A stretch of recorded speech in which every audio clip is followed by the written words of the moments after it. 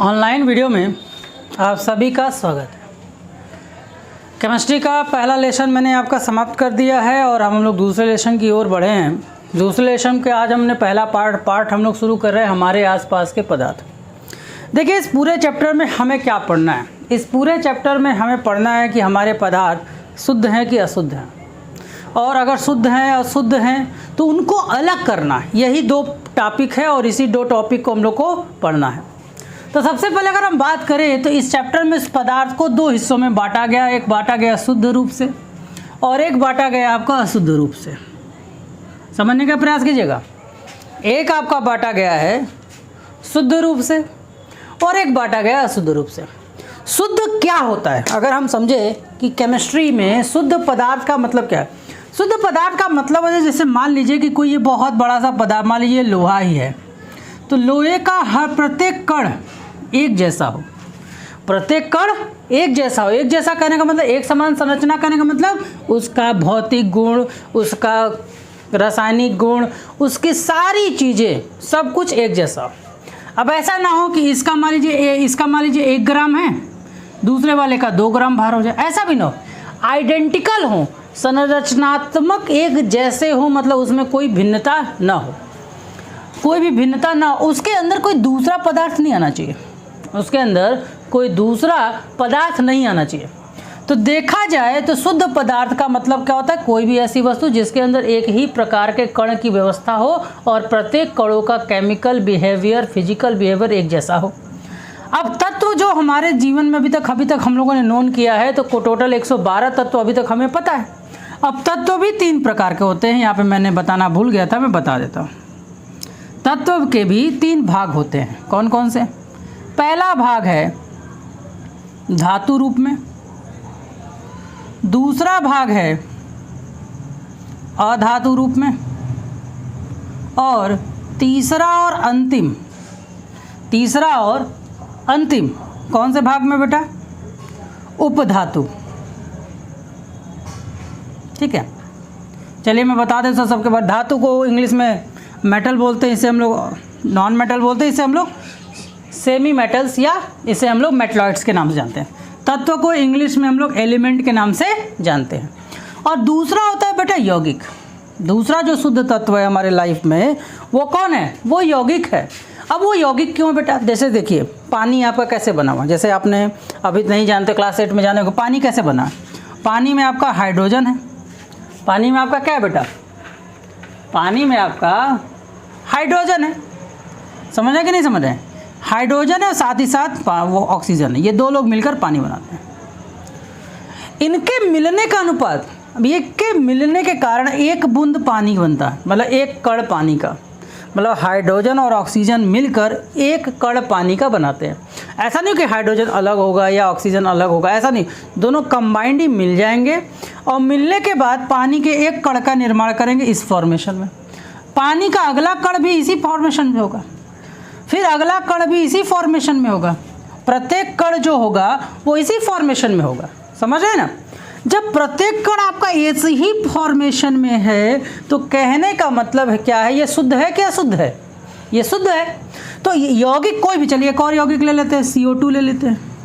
भले इसमें 2 अलग अलग लोग हैं, कार्बन है और साथ में ऑक्सीजन है।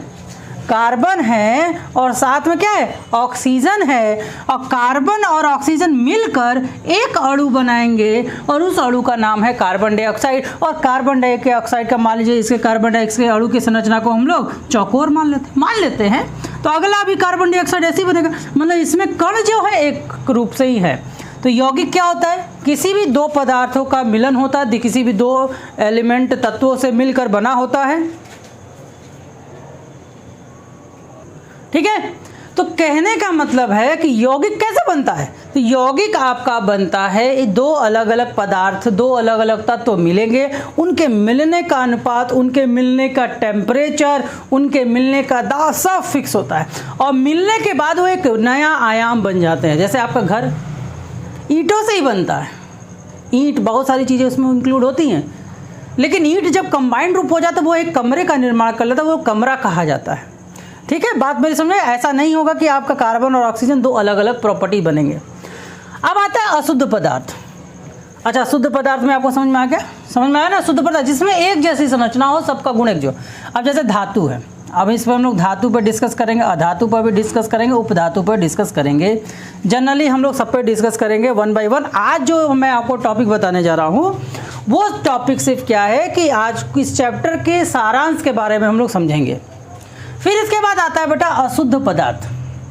अशुद्ध पदार्थ क्या है बेटा? जिनमें प्रत्येक की संरचना अलग अलग हो, सब प्रत्येक का गुण अलग अलग हो। जैसे मान लीजिए कि हमने बालू, चीनी, नमक ऐसे मिला दिया, तो बालू मान लीजिए चौकोर है, त्रिकोण है, नमक मान लीजिए चौकोर है, और कोई मान लीजिए ऐसे है। तो सबकी संरचना देखिए क्या बेटा? भिन्न भिन्न है। कि सबकी संरचना एक जैसी है? सबकी संरचना क्या बेटा? भिन्न भिन्न है। बालू का गुण अलग है, नमक का गुण अलग है, सबका गुण अलग अलग है कि नहीं है? है ना? क्या सभी एक जैसे गुण को प्रदर्शित करेंगे? नहीं पड़ेगा।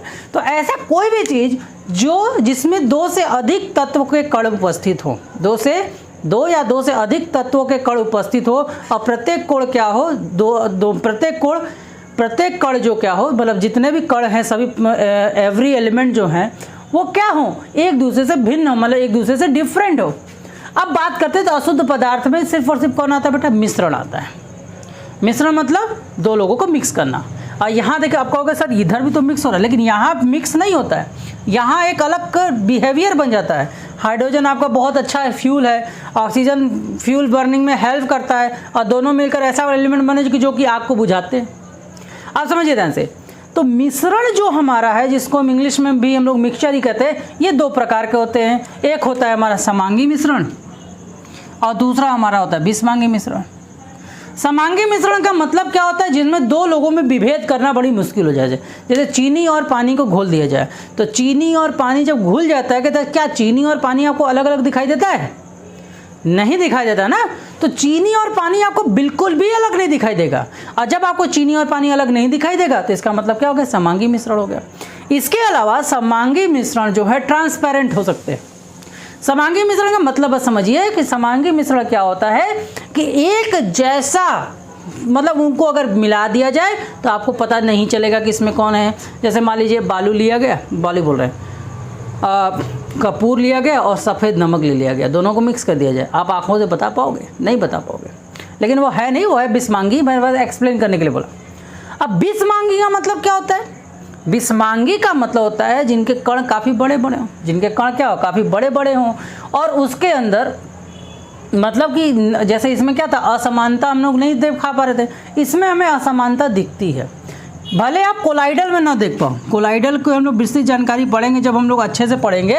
तो कोलाइडल जैसे दूध और पानी, जैसे दूध और पानी को मिक्स करोगे तो भले आपको दिखाई नहीं देगा, लेकिन वो कोलाइडल सोल्यूशन है। लेकिन वो क्या है बेटा? कोलाइडल सोल्यूशन, मतलब कोलाइडल मिश्रण है। कोलाइडल मिश्रण का विलयन है। अब कोलाइडल विलयन क्या होता है वो हम लोग डिटेल में इसमें पढ़ेंगे अगले वीडियो में।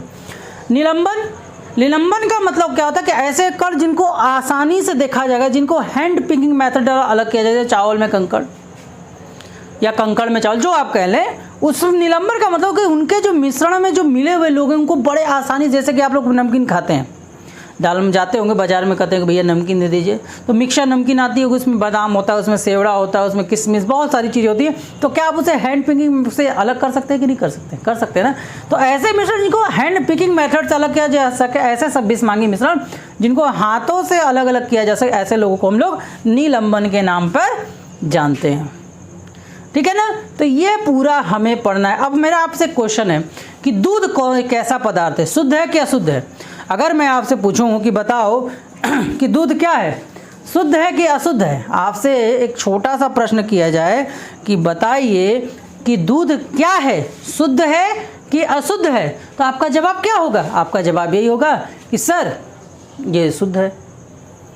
अब कहोगे नहीं सर अगर पानी मिला देंगे तो अशुद्ध हो जाता, नहीं। मान लीजिए आपको गाय का या भैंस का, जिसका भी आपको दूध पसंद हो, वो दूध तुरंत दूहा गया और तुरंत आपको दिया गया, उसमें क्षणिक मात्र भी मिलावट नहीं किया गया, तो क्या वो शुद्ध है कि अशुद्ध है? तो आप कहोगे सर शुद्ध है सर, एकदम प्योर है। नहीं, नॉर्मली वो प्योर है, लेकिन केमिस्ट्री के लिए दूध प्योर एलिमेंट नहीं है, मतलब वो शुद्ध पदार्थ नहीं है। अब देखिए क्यों। अब दूध आप पीते हो, दूध के अंदर आपको विटामिन भी मिलता है, दूध के अंदर आपको फैट भी मिलता है, दूध से आपको प्रोटीन भी मिलता है, दूध से आपको कार्बोहाइड्रेट भी मिलता है। मतलब अगर एक आदमी सिर्फ दूध भी पिए तो उसको अपने शरीर को चलाने के लिए, जीवन के लिए जितनी भी आवश्यक वस्तुएं हैं सब दूध उसे प्रोवाइड करता है। जितनी भी चीज़ें हैं सब का सब उसको दूध क्या देता है बेटा? प्रोवाइड कर देता है। तो दूध में आप खुद बताओ कि जब दूध में इतने सारे कण मौजूद हैं, जब दूध में इतने सारे कण मौजूद हैं तो क्या दूध शुद्ध पदार्थ हो सकता है? बोलिए।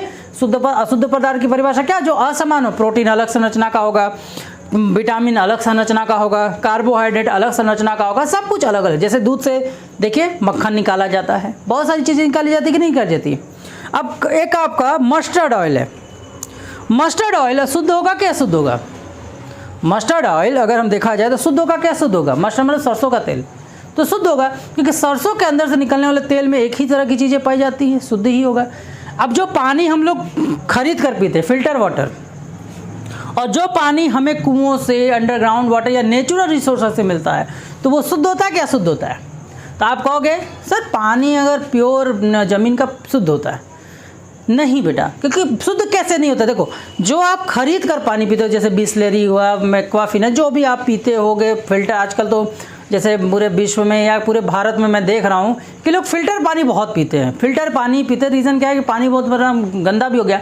तो फ़िल्टर पानी में क्या होता है? सिर्फ और सिर्फ पानी होता है, मतलब सिर्फ और सिर्फ H2 होता है, देयर हैव नथिंग एल्स। लेकिन जो हम अंडरग्राउंड वाटर या नेचुरल रिसोर्सेज से जो हमें वाटर मिलता है, उस पानी में मिनरल्स भी मिले होते हैं, इसीलिए उस पानी में आपको टेस्ट मिलता है। लेकिन जबकि इस पानी में आपको कोई टेस्ट नहीं मिलता है। मिलता है क्या? नहीं मिलता है ना, बिल्कुल भी नहीं मिलता है। तो इस तरह से आपने समझा कि हमें इस पूरे चैप्टर में क्या पढ़ना है, इसको फ्लो चार्ट बना लीजिए।